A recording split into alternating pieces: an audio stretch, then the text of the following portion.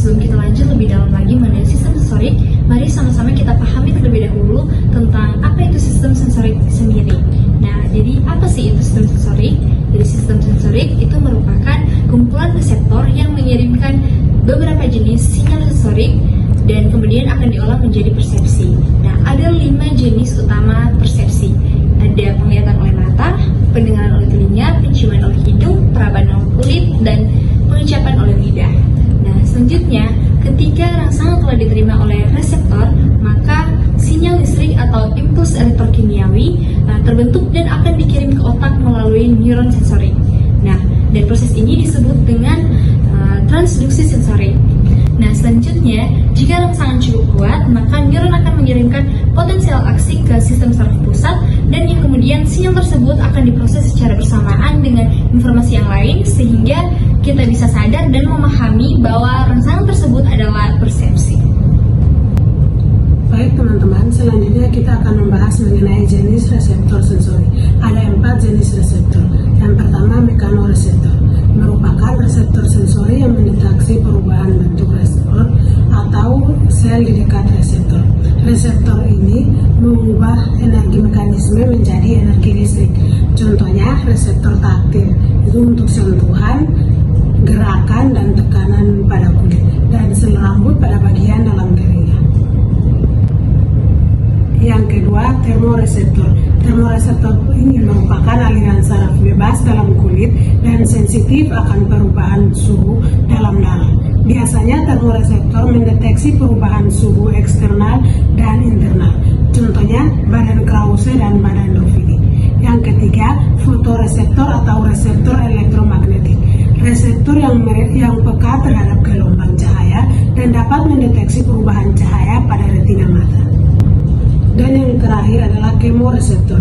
Kemoreseptor dapat mendeteksi pengecepan dalam mulut, bau dalam hidung, kadar oksigen dalam darah arteri, osmolitas cairan tubuh, konsentrasi karbon dioksida, dan ator bahan kimia tubuh.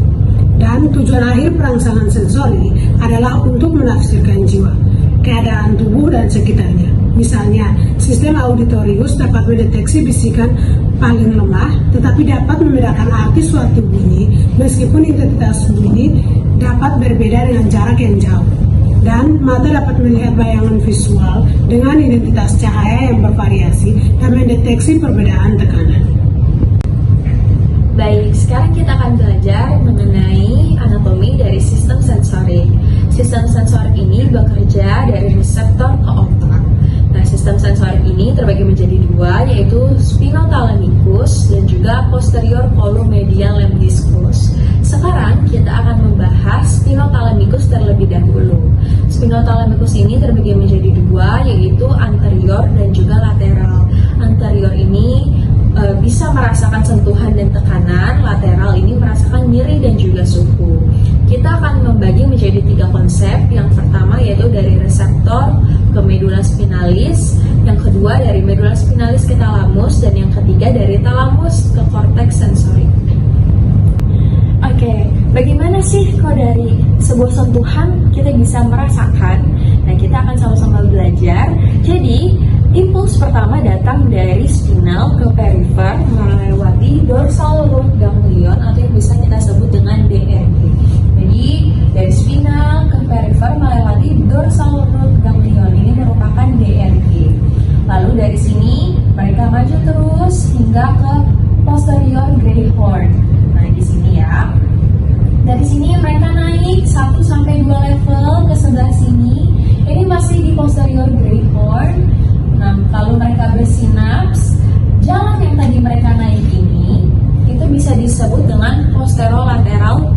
of Lissauer ya teman-teman. Nah, sampai di sini mereka bersinaps, ini bisa disebut dengan tahap 1, yaitu dari reseptor ke medula spinalis. Dan setelah mereka bersinaps di posterior perimeter di sini, mereka masuk ke masing-masing terowongan. Ada 2 merah ini merupakan terowongannya. Yang satu ini, yang besar ini merupakan terowongannya lateral, dan yang kecil ini anterior. Nah, mereka masuk melewati commissura ventralis ke masing-masing terowongan. Setelah mereka masuk ke masing-masing terowongan, mereka naik terus ke spinal lemniscus. Nah, di sini mereka menjadi satu, lalu naik terus hingga ke talamus, dan talamus akan mengirimkan impuls ke korteks sensorik di gyrus postcentralis. Oke, baik, tadi kita sudah tahu mengenai tahapan dari spinothalamikus. Nah, sekarang kita akan sama-sama belajar bagaimana proses dari posterior column medial lemniscus. Nah, jadi seperti sama yang sebelumnya, impuls itu pertama dari spinal ke perifer melewati dorsal root ganglion atau yang biasa disebut dengan DRG. Nah, dia masuk, lalu bedanya adalah mereka masuk ke posterior column di sebelah sini, di luar sini ya. Atau teman-teman bisa lihat di sebelah sini. Ini mereka ada di posterior column dan mereka masuk ke masing-masing fasciculus, yaitu fasciculus gracilis dan fasciculus cuneatus. Yang sebelah sini merupakan fasciculus gracilis dan sebelah sini merupakan fasciculus cuneatus. Dari sini mereka naik di level medula oblongata. Mereka naik dan menemukan masing-masing nukleus. Nah, sesuai dengan arahnya, ini merupakan nukleus dari gracilis dan ini merupakan nukleus dari cuneatus. Nah, setelah mereka naik di level medula oblongata, mereka ke tengah ke medial lemniscus.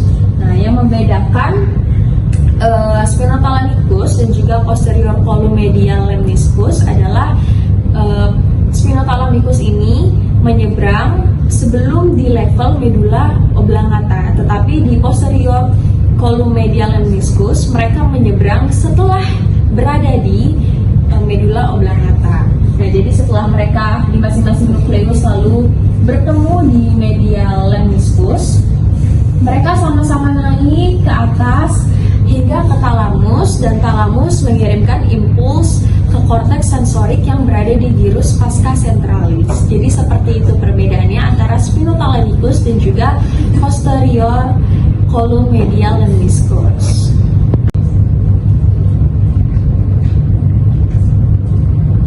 Oke, baik, tadi kita sudah tahu bagaimana cara kerjanya dari spinothalamikus dan juga posterior column medial lemniscus. Nah, spinothalamikus ini kan terbagi menjadi 2, yaitu anterior dan juga lateral. Anterior sendiri itu bisa merasakan sentuhan dan tekanan, lateral merasakan nyeri dan suhu. Nah, untuk posterior column medial lemniscus ini dia merasakan getar, proprioceptif, dan juga diskriminasi 2 titik. Jadi seperti itu penjelasan mengenai spinothalamikus dan juga posterior column medial lemniscus. Selanjutnya adalah indera pendengaran. Indera pendengaran terbagi atas 3 bagian, yaitu dari bagian luar, bagian tengah, dan bagian dalam. Suara dapat diteruskan melalui telinga karena di dalam telinga terdapat saluran yang bernama eutachius yang dapat menekan tekanan udara. Dari situ akan diteruskan suara tersebut ke dalam saluran bagian dalam. Kemudian getarannya akan diubah menjadi impuls listrik yang akan diteruskan pada bagian otak sehingga kita dapat mendengarkan suara. Selanjutnya kita akan membahas mengenai indera penciuman. Indera penciuman dapat kita rasakan melalui hidung dengan komoreseptor yang terletak pada olfaktori yang terdiri dari saraf bipolar, sel tiang, dan sel batang. Proses penciuman diawali dengan adanya bahan kimia berbentuk gas yang terdapat ketika kita menghirup udara. Bahan kimia tersebut larut dalam selaput lendir dan merangsang rambut-rambut halus pada sel pembau. sehingga rangsangan tersebut dapat diteruskan kepada otak dan diubah menjadi sebuah informasi, dan informasi tersebut dapat kita rasakan berupa bau. Selanjutnya kita akan bahas mengenai indera pengucapan. Lidah merupakan indera pengucap yang terdapat dalam rongga mulut dengan permukaan kasar yang bertekstur. Terakhir kita akan membahas mengenai indera peraba. Indera peraba terdapat pada lapisan kulit dari epidermis. Epidermis merupakan lapisan kulit bagian atas yang melindungi tubuh dari invasi patogen dan zat kimia berbahaya. Serabut saraf terdapat pada dasar kulit atau lapisan paling dalam, di mana serabut tersebut dapat mengirimkan berbagai rangsangan sensori sistem pada saraf pusat, sehingga kita dapat merasakan nyeri, gatal, panas, atau rangsangan-rangsangan tertentu ketika kita bersentuhan dengan benda lain di sekitar melalui kulit kita. Selanjutnya saya akan membahas mengenai indera penglihatan. Mata merupakan indera yang dapat menerima informasi secara visual, sehingga sel fotoreseptor pada retina mengonversikan cahaya menjadi gelombang elektrik yang mengalir melalui optik menuju otak, sehingga otak akan memproses sinyal tersebut menjadi sebuah bayangan dan kita dapat melihat bayangan tersebut. Yang pertama ada reseptor Meissner. Sel Meissner terletak di atas permukaan kulit yang tidak berambut yang berfungsi untuk menerima getaran di atas permukaan kulit serta menerima rangsangan berupa sentuhan atau rabaan. Sel Meissner merupakan sel-sel taktil yang terletak di papila dermal di atas kulit yang tidak berambut, ujung jari tangan dan kaki, telapak tangan dan kaki, bibir, kelopak mata, puting susu, dan organ genital. Untuk mengaktifkan reseptor Meissner diperlukan frekuensi aktivitas sebesar berkisar antara 40 hingga 100 septik per detik. Yang kedua ada sel darah Pacinian. Sel Pacinian terletak di lapisan dermis yang terkonsentrasi di ujung jari tangan dan kaki, telapak tangan dan kaki, otot, ligamen sendi, sekitar pembuluh darah, batang syaraf, dan juga periosteum tulang. Untuk mengaktifkan sel darah Pacinian diperlukan frekuensi serendah 0,4 Hz karena sel darah Pacinian berfungsi untuk mendeteksi tekanan tinggi dan juga. Yang ketiga ada cakra Merkel yang terletak di lapisan epidermis yang sangat peka terhadap rasa sakit. Sel Merkel ini berperan dalam pencernaan spasial dan juga sebagai ujung syaraf peraba ringan yang terdapat pada lapisan kulit superficial, kelenjar mamae, dan juga klaster di bawah lengkungan ujung jari yang terdapat sebagai sidik jari. Dan yang terakhir ada sel darah Ruffini yang terletak di lapisan dermis yang berfungsi untuk menerima rangsangan dingin. Nah, badan Ruffini ini merupakan struktur tidak berkapsul DNA yang berperan untuk mendeteksi peregangan dan menerima rangsangan panas.